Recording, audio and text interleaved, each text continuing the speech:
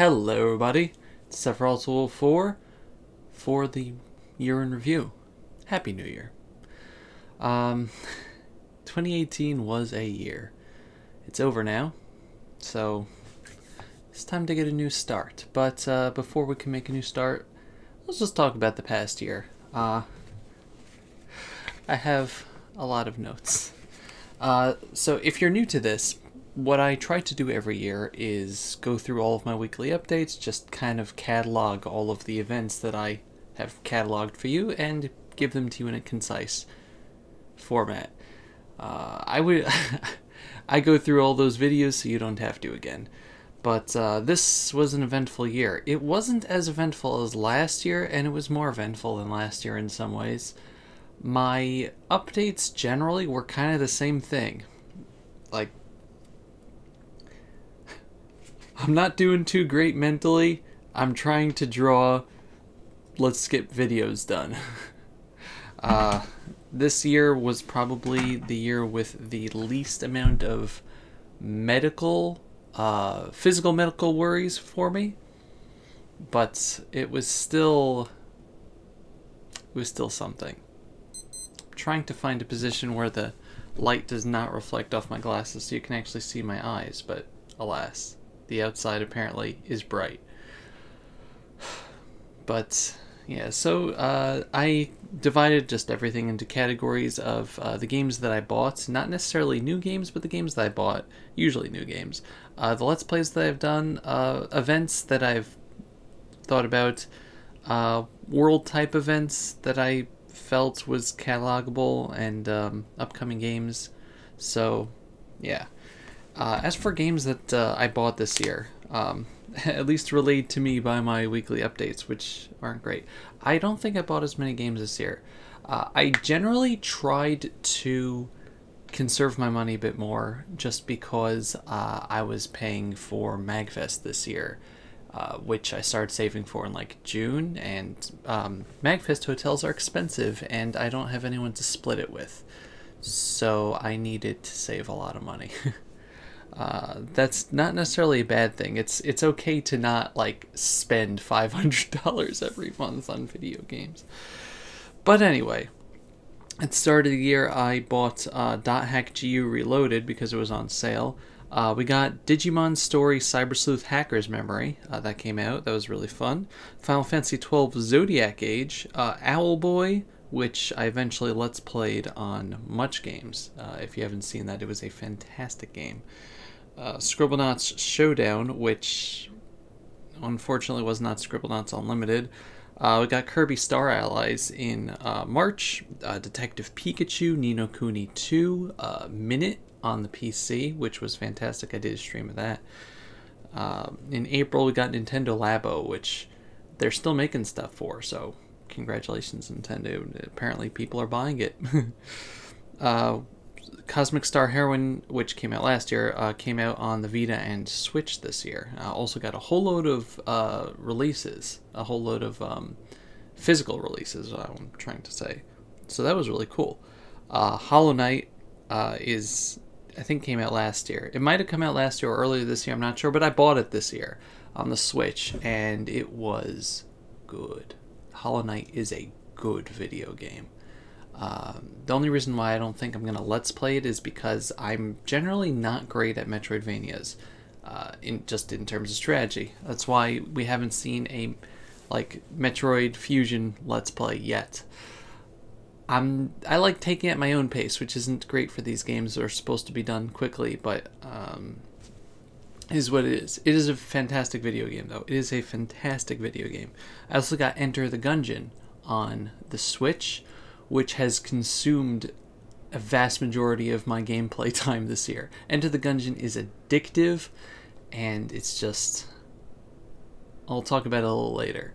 But it's something, and I've put hundreds of hours into it.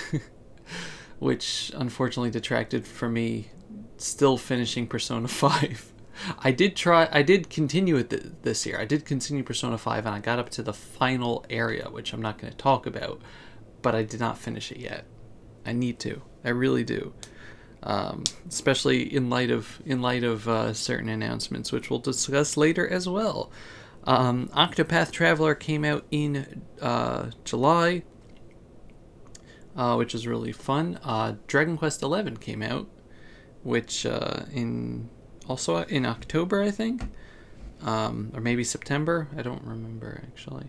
Dragon Quest XI is really fun. I need to finish that too. But I played a whole load of that, and I think that's when I switched over to Persona 5 again. Maybe, I don't remember. Otherwise, it was just back to Gungeon. Xenoblade Chronicles 2 got the Torna Golden Country expansion, which I have not tried yet, but I do have. I'm still trying to finish Xenoblade Chronicles 2 as well. There's a lot of long RPGs for me to finish. That's just a running theme in my life. We got Super Mario Party, which I really like. It is a good return to the format. Luigi's Mansion 3DS, which I'm currently doing a Let's Play of. I also bought Mario & Luigi Superstar Saga and Bowser's Minions, which came out last year. I thought it came out this year, actually, but it came out last year. It's a year old. It came out last October or something, or last November. But yeah, I finally got it, and we're doing the Let's Play of that too. Let's Go Pikachu and Eevee came out, which are very fun. Katamari Reroll, which completely blindsided me that we're actually getting a Katamari game on the Switch, and it's so good. Obviously, Super Smash Bros. Ultimate also came out this year. If there are any games that you bought that I didn't say, obviously I'm not saying the games that you got, but these are the games that I bought this year. Not the releases. These are the games that I bought this year. If there are any games that you got this year that are particularly fond in your memory, let me know. I know that Spider-Man, God of War, Red Dead Redemption 2 came out. I don't have any of those, but I will acknowledge their existence. Also, Celeste came out this year, I believe. Night in the Woods. So a lot of good stuff. A lot of good video games. As for Let's Plays, we started off the year finishing up the Wario Land 3 stream upload Let's Play. So that was great. That was just kind of a filler in between Golden Sun, Lost Age, and the next Let's Play, which started up at the end of January, I believe, which was Golden Sun Dark Dawn. Golden Sun Dark Dawn. That Let's Play. It was a Let's Play. I did a stream Let's Play of Castlevania 4, Super Castlevania 4, so that was fun. I don't regret the Dark Dawn Let's Play. I'm happy that I did it, but still not my favorite game. After Super Castlevania 4, or after Dark Dawn, really, we got up to the 7th year anniversary of the channel, I want to say. Started in 2011, right? 7 years. So for that, I did Let's Plays of Paper Mario: The Thousand Year Door and The Legend of Zelda Wind Waker HD. Both were, at least in my opinion, fantastic Let's Plays. When I say fantastic, I don't mean oh, this is one of the best on YouTube. It means that I really enjoyed making it. I really enjoyed watching it as I was editing. I think I did a personally good job, a subjectively good job. I'm allowed to be subjectively happy with my own work. I also did a Let's Play of Penny Arcades on the Rainslick Precipice of Darkness Episode 3 on Much Games Guides. I'm currently doing a Let's Play of Episode 4 as well. We did the Sonic Adventure streams this year. I'm pretty sure it was this year. So those, I didn't finish Sonic Adventure. I just did a whole bunch of the stories, but we have a bunch more to do. Obviously, the Kingdom Hearts 1.5 remix, 1.5 Kingdom Hearts HD 1.5 HD remix, whatever it's called, DualShock, collector's edition, hyper, whatever. That stream series also happened in the past bunch of months. We did Wario Land Shake It after Thousand Year Door and Wind Waker ended, so that was good. I did the Hat in Time stream. which we finished Hat in Time and the DLC there, and I think they announced that there's another DLC coming eventually.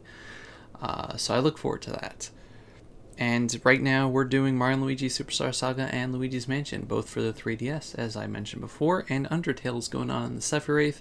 As soon as we have time, we'll continue it. I'm sorry. So, yeah, it was a productive year in terms of Let's Plays. I think there might be more than last year. 2017, I have the list from 2017 here.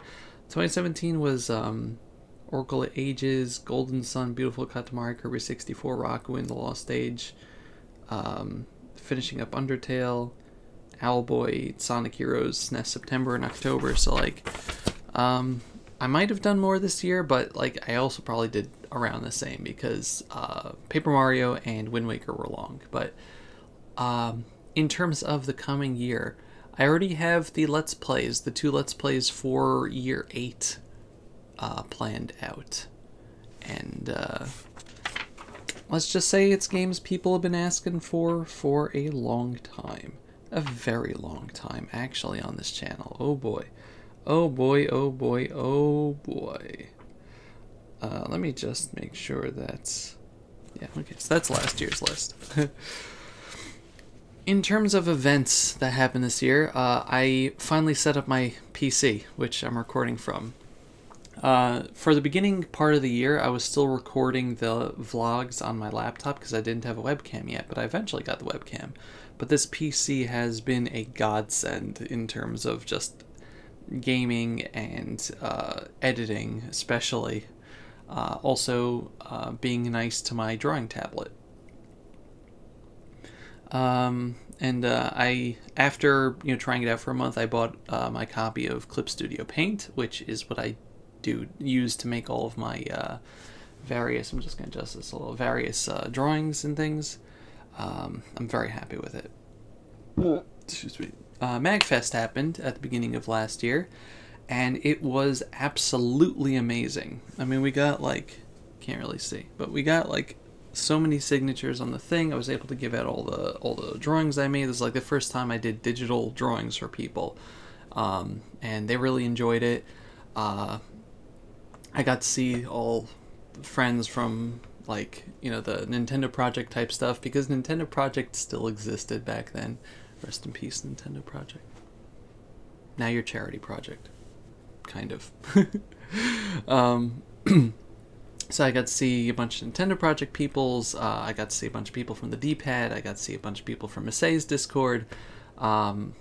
A bunch of people from John and Luca's Discord. Lucajin asked me to be a mod for her on Twitch and her Discord as well, which was absolutely amazing, and it has been a wild year with that, let me tell you. Some of the things you have to deal with on these... I'm not going to talk about it, though, but it's been fun. So, yeah, that was just an honor. Also, around the Sunday of MagFest last year, I had to start maintenance medication, which, going from like a regular chemo type regimen, last year I was put in remission, or I was announced to be in remission, or as close to remission I'm gonna be. But they still wanted to just keep me on a maintenance medication. The maintenance thing kind of just like makes sure that it doesn't grow back. And so it's like a very, very low dose chemo. And I was on that from January until October, I want to say. Early October, maybe? Mid-October, late October, early November, somewhere around there. So that was okay. I think it contributed a lot to the problems that I had this year in terms of depression, because it didn't give me heavy side effects like regular chemo, but the side effects were still noticeable. And I also saw that when I changed it up from taking it into evening to the morning, my depression like ratcheted up like crazy. So I think that's what was contributing to me being a bit off this year. And by a bit off, I mean very off. And if you don't know what I'm talking about, that's fine. But those of you who do know what I'm talking about, not that I'm trying to explain it away on medication, but I wasn't really myself this year, and I'm really trying to change that. I really am. It's something that I think about constantly. Don't think that I'm just like not. But anyway, continuing on from there, went with my family on a trip to Florida. It was really nice. It was just getting away from that winter, and it was like in the 60s there, which isn't like warm for Florida, but it was warmer than here, which was a blizzard. MagFest was a blizzard also. I actually had to head there early. This year, it's going to be raining at MagFest, but it's going to be in the 50s, so I'm happy with that. I'm okay with just bringing an umbrella. I'm so happy with that. Okay. But yeah, so the Florida trip was just nice. And like the main focus, like, to describe 2018 was, to use a Billy Joel song, it's either sadness or euphoria. This was a year of like really high and really lows. Like big highs and big lows is what I'm trying to say. I saw a therapist regularly. Actually, in November, early November, I passed like the 1 year mark of actually seeing the therapist. I see him weekly. It was very necessary. I can't stress enough how important it is if you like just are having problems to see somebody who's a professional. I tell him, whatever I'm comfortable with telling him, and he doesn't tell anybody else. And it's great. And he doesn't judge me, and I don't need to tell my friends, I don't need to tell my parents what we talk about, and that's the important thing. Impartial third party is what I'm trying to say. And hey, I even get advice sometimes. But that was like the big focus this year was therapy. And therapy through various things, not just seeing the therapist, but like a lot of the art that I did was therapeutic. Like I really just focus on it, and it's so nice. It makes me happy. I also started up doing streams more regularly again. Last year wasn't really a good year for streaming, or 2017 wasn't really a good year for streaming, but 2018 was. I tried various time slots over the course of the year, but we kind of settled on 9 p.m. Eastern time, which is after dinner for some people, and it's not good for the people who live in across the ocean, but it kind of works out for my core audience.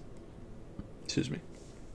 So looks like we'll probably keep to that once MagFest and January trips are over. We'll go back to that. We got, like I said, we got a lot of games done. I mean, we did Hat in Time and Kingdom Hearts, which is big streams that took a little while. And the streaming in general is fun. It's really good. And I'm going to try to have more community nights as well, because the one that we did on my birthday was fun. So yeah, just lots of therapy, lots of depression. Yeah, I talked about it in the weekly updates as well, but this year was a very depressive year for me. Very. Things didn't necessarily like happen in my life that were bad. It was just like a few focal points of stress and anxiety flared up with various things and people that almost drove me over the edge several times. I can laugh about it now because it's 2019 and I made it, but yeah, there almost wasn't a 2019 several times.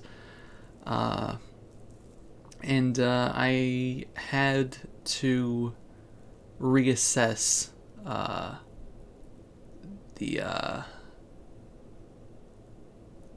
I don't know, the reassess my interactions and just change a few things in my life.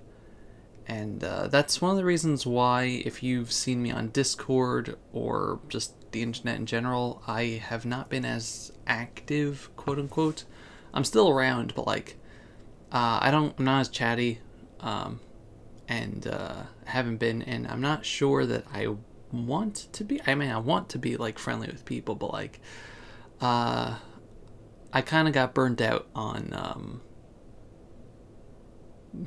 interacting with people this year, just because I'm kind of burnt out on a few things. So it's something I'm working on in therapy. It's something I'm working on. That's all I can say. I'm working on it. But yeah, this was just, this year had a lot of really, really low points, personally. So that was a thing. But getting on to better stuff, once I started streaming back up again, I made affiliate on Twitch, which like everyone can do these days if they just have like even a small audience and stream regularly, like once a week. So because of that, like I could get subscribers and bits and stuff, and I have a few subs, like literally a few, not a lot, a few. But we do have emotes, and like I made emote for myself. I made sub badges. So those were like, it's just nice to like pretend there's a little community there. I got commissioned a whole load this year by various people for various things. Like I said before, I passed 7 years of Let's Playing, which is a long time on the internet. I started up a store on Redbubble. Not sure I'm gonna keep it or not, because Redbubble's policies are like, if you upload here, we can do whatever we want with it. It's ours now. Like, as long as it's on the store, we can sell it without your permission. So like, I'm gonna try to find a better venue. Also, Redbubble, like the price that you pay for the shirt, I get like 10% of that. The rest goes to Redbubble and manufacturing fees. So it's not like not the best system. It's not a way to make money, but it's a way for you to get like merch or drawings that I make. Let's see. I passed the 5-year point since starting my fight against cancer. As a note to that, later in the year, after in October, whenever it was, we actually got another PET scan. Maybe it's August. Got another PET scan, and the results were nothing's growing back. We can barely even see anything, and they took me off of treatment permanently. I'm no longer on chemo, and I essentially won. Like, that's the point that I can mark that I won. That's it. It's done. There was much celebration. Right now, I'm actually currently on a radiation regimen, which you may say, Dovey, I thought you just said you're done. But this is kind of like, we hit 100%, and this is kind of like the 101% category. It's dead, but we're just going to, like, we're doing targeted radiation on the areas where we know it was, even though it doesn't show up, just to make sure that any stray cells that are there are fried, and that's it. Like, we're confident that we can do this, and that can be the last final step. But even if I didn't go through with the radiation, they wouldn't change their assessment of me being done. But I'm not taking chemo again, and that's like the big thing. So I won. We tried selling our house and moving to a better location, like, over the course of the entire year, and nobody bought. We found some nice houses that we wanted to move to, but we didn't have the money because nobody bought our house. So we took our house off the market, and that's the end of that for now, again. We've been trying to sell our house on and off for like 5 years now. So yeah, that was a big point of stress, because like we had to keep on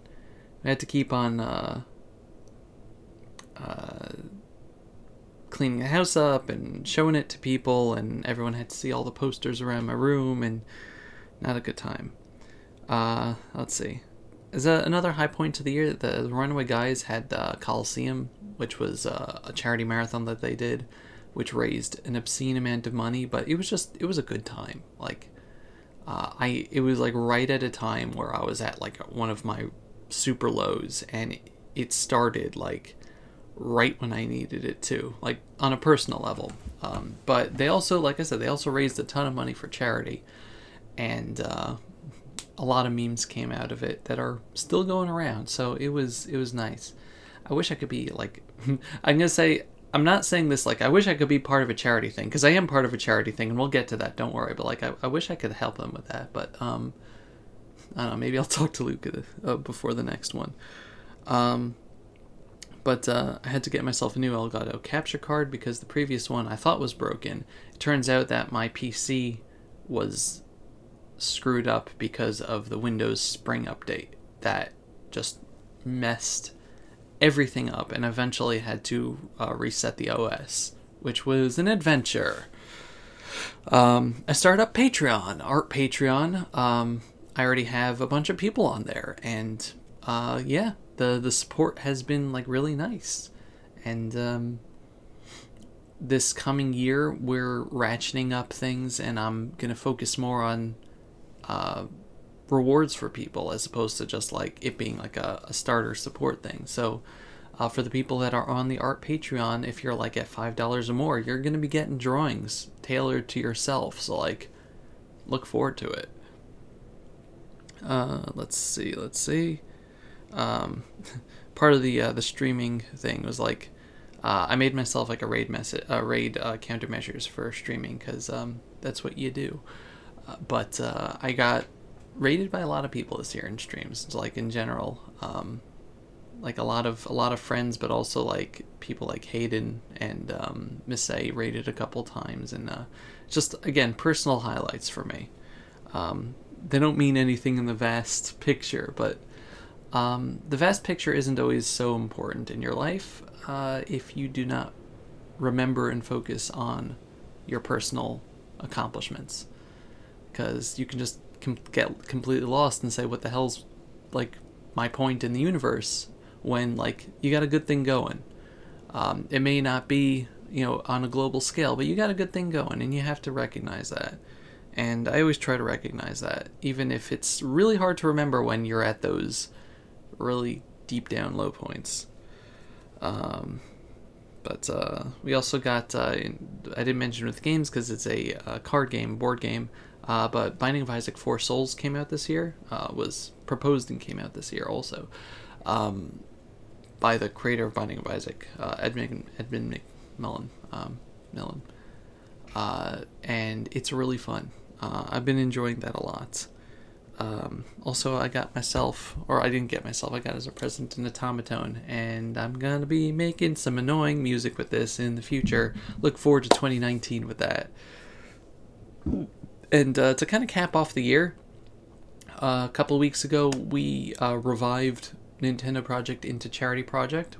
By we I mean Wonderful Juan's. I didn't revive it. He does all the work. And it was like, despite a whole bunch of stuff like at the last minute screwing up, we did really well. We raised, I think, $1,100 for Child's Play charity, and that's like with, I don't know, just not a lot of promotion, and again, like a bunch of the guests had to drop out due to various reasoning by them, but we raised a significant amount of money. It was one of the better charity streams that I've personally been a part of, and I look forward to, hopefully, we'll see, but hopefully being part of more with that, because the causes are good and it's nice. In terms of like world events, there wasn't like really much that happened this year that I'm interested in talking about. There was a lot of politics, but honestly, like, you don't come to me for politics, and I don't talk about it.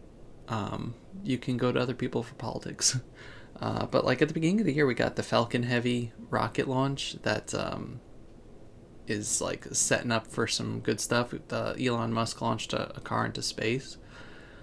We got the recently, what's the rover that landed on Mars that's going to be drilling into it, so that was really cool. Anything that has to do with space, I'm like all for. It's just like anything to do with like space travel or exploration or interplanetary stuff, like it's like huge. It's huge to me. Like it's something that has been inspiring people to like really get into science and engineering and everything for, you know, decades and decades and decades now. And like any chance that like NASA can get at promoting that and getting people more interested is just like, amazing. But we also did lose a lot of people this year. I don't know. It's my list of last year. I actually write down like, did I write down? No, last year I didn't really write down the people we lost because I guess I didn't really care about it. I did have an art column last year, which we're not going to go over because that would take like another 5 hours. But I'm sorry if this is depressing. This year we lost Stephen Hawking, Barbara and George H.W. Bush. Whether or not that's a bad thing, it's up to you.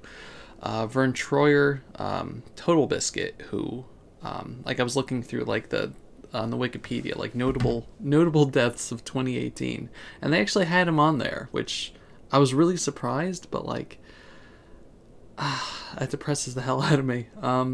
Again, like, I'm gonna say what I said on the weekly update where he passed away. Like, whether you hated the guy or not, like, he was a big influence. Personally, he was a personal hero because of how he fought his cancer, that ultimately took his life. But like, he was a personal hero to me in how he treated his condition, which was, screw you, I'm doing what I want anyway. Yeah, there's like a 5% survival rate, but I'm gonna be that 5%. And he got diagnosed shortly after I did, way back when, 5 years ago. And it was just like seeing him fight against more overwhelming odds than I had, was just, it was inspiring to me. And again, a lot of people didn't like the guy, and I understand why they don't like him, but like, he was a personal hero to me. Also, I happen to enjoy listening to him and his content. Sorry. I'm going to miss the Arbitrary Game Awards. Let's see, Steve Ditko, the comic book writer. David Ogden Stiers, who was in MASH. Aretha Franklin, the singer. John McCain, senator, former presidential hopeful. Neil Simon, the playwright. Charles Krauthammer, the journalist, who I think is one of the bigger losses of this year, just because he was a voice of reason amongst political journalists. And he was kind of just like a driving force of like, even if you disagree with somebody, you can still have a civil relationship and conversation with them. And that's something we don't see today, really. He was of a different ilk, and his loss is a loss for all of us, really. If you don't know who he is, I don't know, research it. Charles Krauthammer. Burt Reynolds passed away, the actor. Paul Allen, co-founder of Microsoft. Stan Lee, which was, again, like another huge loss, but that man had a legacy, and he was 95, so, I wish at 95 I would have like even a tenth of the legacy that he had. William Goldman, the author / playwright / screenwriter, and Stephen Hillenburg, who made SpongeBob SquarePants. All of those people. So yeah, we lost a lot of greats this year. But there's an idea in Jewish philosophy that when one great person dies, another is born. So I look forward to the coming generations where we see the great people that arise from the ashes of this year. I do. As for upcoming games, this is an incomplete list because you never know what we're going to get, but immediate upcoming games, we got Kingdom Hearts 3 at the end of this month. Excuse me. Tales of Vesperia Definitive Edition next week. As well as like New Super Mario Bros. U Deluxe, which is going to be great. Eventually we're going to get Yoshi's Crafted World. Eventually we're going to get Wargroove for Switch, eventually. Eastward, which I've talked about a couple times, is going to be on Steam. Persona 5R was just teased for the announcement of Persona 5R was teased. So like in March, we're going to get more information on what that is. Hopefully it's not Persona 5 Racing. We're getting Fire Emblem Switch, I think, this year. Luigi's Mansion 3, hopefully this year. Maybe Bayonetta 3 this year. Platinum Games said that this year is going to be huge for them, so here's hoping. Animal Crossing Switch is coming out sometime this year too. And Joker is going to be in Super Smash Bros. Ultimate. Obviously, that is a very short list of upcoming games. I stuck most of the games that are announced with like a more immediate time frame, which is why I didn't say like Final Fantasy VII Remake, because if that ever happens, it's not going to be this year. Let's be honest with ourselves. It's not going to be this year. It's not going to be next year. We'll be lucky if it's around for the 25th anniversary of the series in 2023 or 2022, since it came out in '97 in Japan. So we'll see. But are there any upcoming games that you are excited for? Let me know. Let me know. It doesn't necessarily have to be coming out this year, just games that like have been announced. I mean, like in terms of announcement, I'm still excited for the Elder Scrolls 6. As long as there are no microtransactions. I'm still excited for the Skyrim in space that Bethesda is making. I know people hate Bethesda now because of Fallout 76, and I understand that. I did not buy Fallout 76, even though I was planning on it, because it's a mess. But I still like Skyrim a lot. And if they make another Elder Scrolls that's not Elder Scrolls Online, I'm perfectly happy. But yeah, so to end this off, top 10 games of the year. Again, these aren't necessarily games that came out this year. These are games that I played this year. And they're all games that I bought this year, apparently, according to my list. But yeah. Starting from 10 and going to 1. Kirby Star Allies. Kirby Star Allies was something I was really hyped for. It was a return to form of Kirby in terms of finally having the stupid combination powers again. Not exactly the same as they were in Kirby 64, but they haven't had that concept since Kirby 64. They've had combining aspects in some of the DS games, but they didn't make a combination power. You could just combine them and get something different. But here, like, you know, you can have a sword and then light on fire to fire sword, and like there's so many good combinations. I was so happy. The gameplay is Kirby.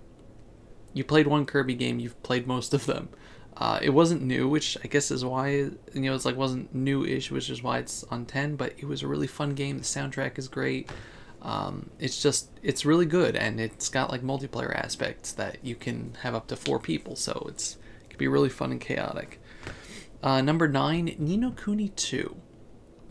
I do not like this game as much as Ni no Kuni 1. I'm sorry.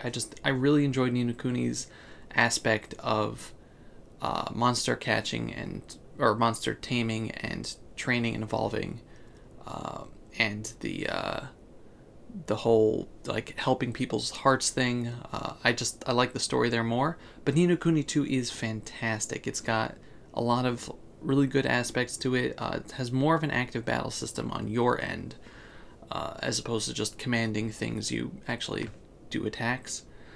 And you also have these like little things that you command, and there's an army system, and you have a castle buildings like system, like a town construction thing that helps out with all your other stuff, recruiting townspeople. So it's a very involved game, and it's very long, and I still need to finish it, but it's definitely a good game, and it still has that Studio Ghibli flair to it, even though it does Ghibli didn't work on this like they did the first game. But it does have the soundtrack by Joe Hisaishi, which is the important thing. So that's number 9. Number 8 is Katamari Damacy Reroll. If you're asking yourself, Dovey, why would you put a Katamari game all the way down to number 8? It's because I've played this game already. It's not that I don't like the game. Like, normally I would put this like number 2 or 3 because I'm obsessed with Katamari. I'm obsessed with Katamari. But I don't think it would be fair to the newer games here to put it higher on the list, because I'm still saving the actual playing of the game for when I do my Let's Play of it. So, like, I can't, in good conscience, put it higher just after playing a little bit of it. But it is in the top 10 because this game is an amazing port. It is definitely worth it to play if you love Katamari. And if you buy it, it will show Bamco that we want more Katamari on the Switch. So please do it. Number 7. Number 7, yes, I can read my own handwriting, is Dragon Quest XI. This one isn't higher on the list because I haven't finished it yet either. I actually did not finish many games this year. I spent most of my time drawing this year over playing video games. Or I played Enter the Gungeon, but we'll get to that. Dragon Quest XI is one of my favorite Dragon Quest games. Is it in the top 5? I don't know. I love Dragon Quest 3. I love not in this order. I love Dragon Quest 3. I love Dragon Quest 7. I love Dragon Quest 8. I have not played 9. 4 is really good. 2 and 1 I have. Well, I beat 1. I did not beat 2 because I soft locked myself. Not soft lock, but I screwed myself up in that game. I did a terrible thing.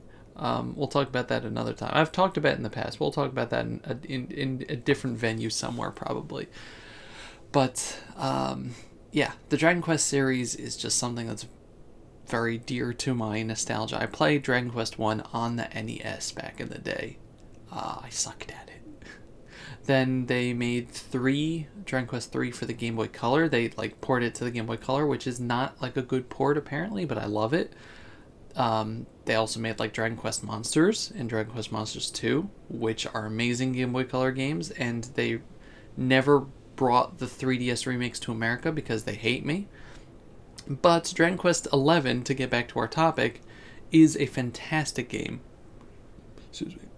It is classic Dragon Quest, which I love. I love the classic.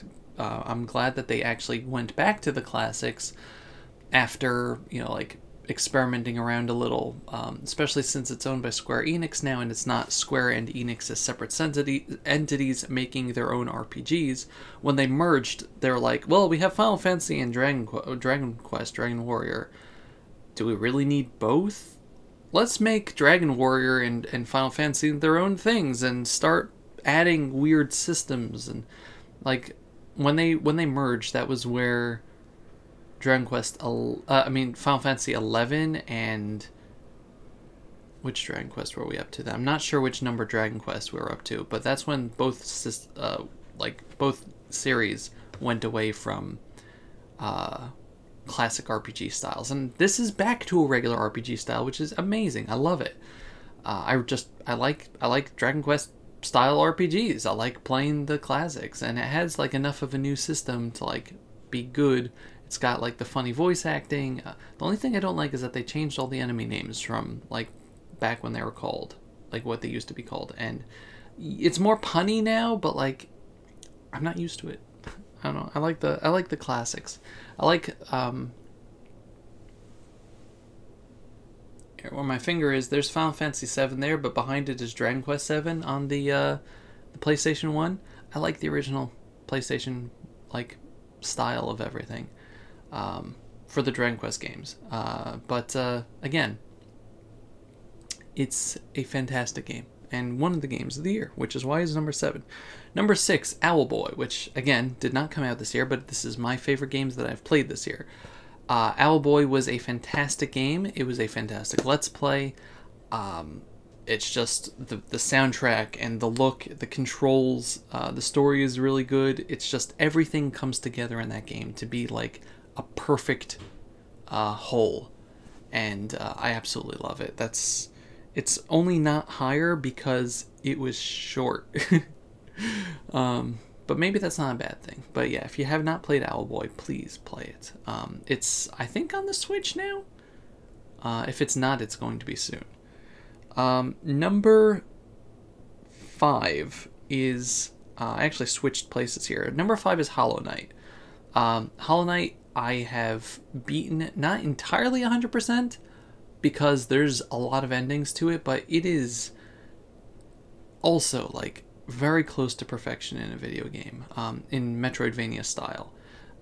Just the aesthetic of it, the music, the look, the feel, the characters. It's so rich in what it wants to be, and it's hard as heck sometimes. But like you feel so good when you like get that enemy's pattern down and are able to fight the bosses and do all the just attacks and dodging and not dying. It's just a masterpiece in Metroidvania style, and I highly recommend it to anybody that loves any of that like gameplay. It's just and it again, like, it has so many different endings, and there have been expansions now that pretty much come with each game, but like each expansion adds a ton of content and new bosses and new endings, and it's just amazing. I absolutely love it. So that's number 5. Number 4 is A Hat in Time, which again did not come out this year as far as I know. No, it didn't come out this year. It came out like last year. The Seal the Deal DLC came out this year, but I streamed it, and it's exactly what I wanted it to be. Is kind of a a send off to, or not send off, a love letter to the styles of Wind Waker and Banjo-Kazooie and Mario Sunshine, and like just the GameCube collectathon adventure era. And on top of that, it has like such a good look to it. It has that cel shaded look to it. The voice acting and the characters are amazing, and the music is so good. The environments are rich and vast, and it's just it was such a pleasure to play, and it just brought back all the feelings of nostalgia while also feeling like its own product to give. So again, Hat in Time, highly recommend it. Number 3, Enter the Gungeon. If I were to be placing video games on this list solely in terms of how much time I spent in them, Enter the Gungeon would be number 1 this year. The game actually had an expansion that came out this year, Advanced Dungeons and Dragons. This game is an amazing roguelike. It is so much harder than Binding of Isaac. Like, I play Binding of Isaac now, and I'm like, that's easy! Like, everything is so slow. There's no dodge rolling, but, like, it's so easy now compared to Gungeon. But I've put so many hours into Gungeon. And it's just the roguelike aspect, having all these, like, weird guns, the puns and the enemy types, and the little flavor that each enemy has in how its AI reacts, and the expressions they make, and just how the Gungeon itself like interacts with itself. It makes replaying it never stale. And I still haven't 100%ed it, but I want to, which a lot of games, like, you have like the really, really difficult super challenges that I'm just like, I'm okay with the vanilla game. This is a game that makes me want to try the impossible challenges, because you can do it if you just practice. It's like sometimes the RNG is just complete garbage, and you don't get good treasures or guns or trinkets or anything. But sometimes you just have that run, and it feels so good. But that's why Enter the Gungeon is number 3 for me. I have it on Switch, and it is perfect. Number 2. Let's go Pikachu. Pokemon.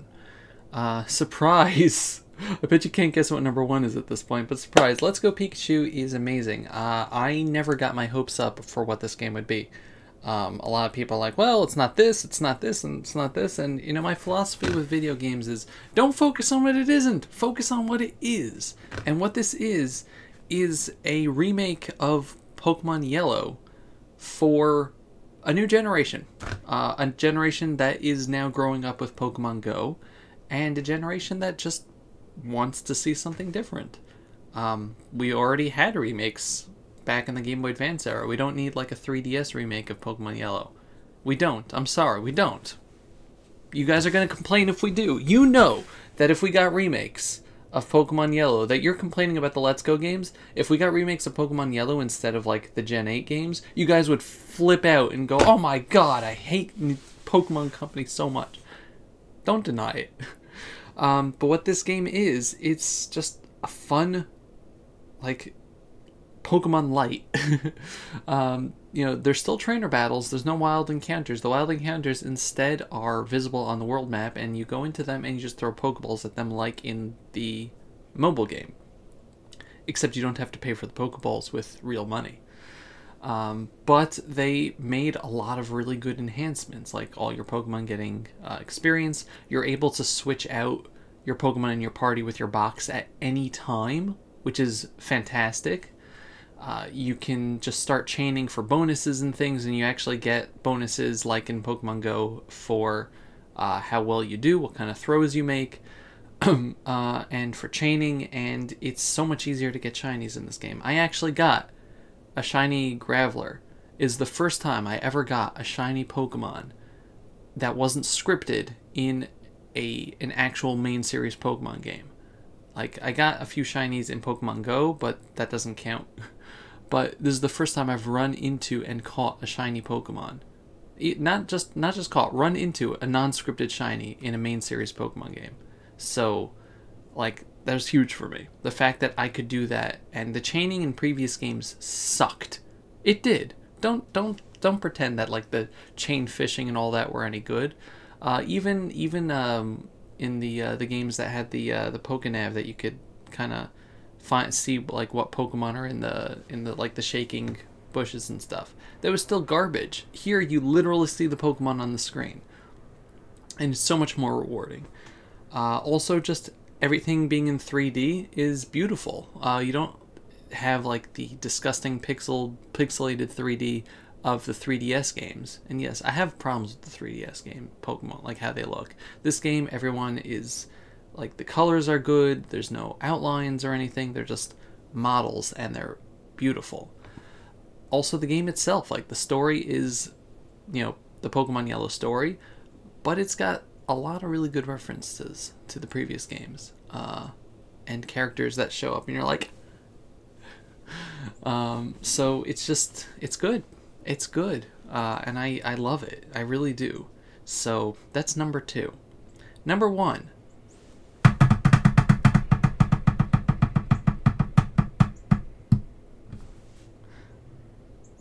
Suspense. Obviously, it's Super Smash Bros. Ultimate. Surprise!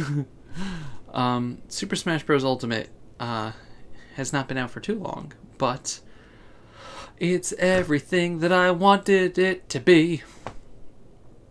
It really is. I have not finished the World of Light yet. I don't know how far I am in it, but like on the main map, I've cleared 2/3 of it. But aside from the fact that I have all my favorite characters back, aside from the fact that Ganondorf seems to have been buffed somehow, aside from the fact that, like, you have all of the like stages from most of the stages from previous games, I'm still waiting for Pokefloats. It's just, this game is like a work of art. The attention that went into the spirit battles, like on the spirit board and various things, that they tried to make, like, replicate the feel of whatever spirit you're getting, by using the quote-unquote limited number. There's a lot more spirits than characters, but there's also, like, 70-ish characters in the game. So, not the limited amount of characters, but there's a lot of characters for them to choose from, of various, like, personalities and body types and colorings, and they found a way to make the fights against these characters feel like you're fighting the actual spirit. And that is amazing. I'm just, like, constantly laughing at, like, what the battle conditions are for some of these spirits. Like, You know, that's exactly how you would represent this character in the game. Like outside of making them an actual character in the games. Like, there's just so much that went into this. The classic mode has some bosses. There's a lot of like Master Hand and Crazy Hand fights for like a lot of characters that like I hoped that had bosses, but like you know at the end of Lucas's classic mode, I really wanted to fight Porky again from Subspace, but no. But like some of the bosses that you find in this game are just like you look at them and you're like, ah, yes, and it's just so good and so fun, and I play it for hours and hours and hours. And again, Ganondorf's my main, but like Luigi seems to have been buffed. Peach is stronger now for me. Jigglypuff, which is my like these are my mains, guys. Like Ganondorf, Peach, Luigi, Jigglypuff, Wolf. And I love them all. But I'm also like using some of the newer characters, some of the older characters. Richter is overpowered. That whip is ridiculous. K. Rool is overpowered. Ridley is fantastic. Like everybody, Incineroar is amazing. So like everybody here is just, it's a good time. But yes, that's why Smash Bros. Ultimate is my game of the year. I know it's not a bold decision to say that, but I'm not here to be different from other people. I'm here to just talk about the games that I'm enjoying. But yeah, so this year did have a lot of games. And again, as a general summary, it had a lot of ups and a lot of downs. But just remember, just like you made it to the end of this video, you made it to the end of 2018. And that counts for a lot. You had the power and the strength and the will and resolve to make it through all of the garbage that life threw at you this year. And I know that you can make it through 2019 and beyond as well. I do. And just here's hoping that the coming year brings happiness, joy, prosperity, peace to all of us. And next year we'll just talk about good things in the year in review. Here's hoping. Thank you very much for watching, and Happy New Year. Goodbye, everybody. Bye-bye.